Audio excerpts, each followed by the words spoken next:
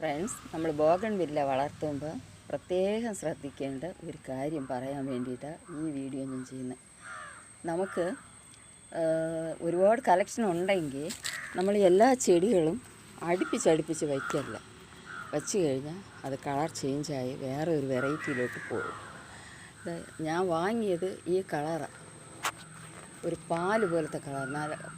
ഇത് ഒരു ചായ കളറും അല്ല, പാൽ കളറും അല്ല, അങ്ങനെ ഒരു നല്ല ഒരു കളറാണ് ഞാൻ വാങ്ങിയത്. പക്ഷെ അതിപ്പോൾ വേറെ ഒരു ചെടി ഇതവിടെ നേരത്തെ പൂത്ത ചെടിയാണ്. അത് കാണിച്ചു തരാം.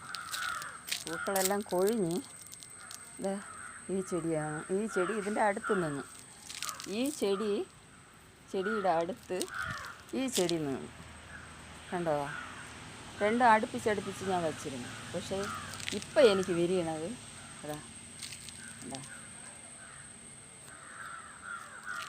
ഇങ്ങനെ കളർ ചേഞ്ചായി വരണം.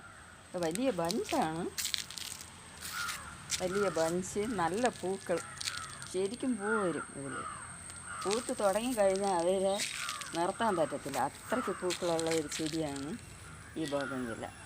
ഓക്കെ, ഇഷ്ടപ്പെട്ടോ? ലൈക്ക് ചെയ്യുക, ഷെയർ ചെയ്യുക, കമൻറ്റ് ചെയ്യുക.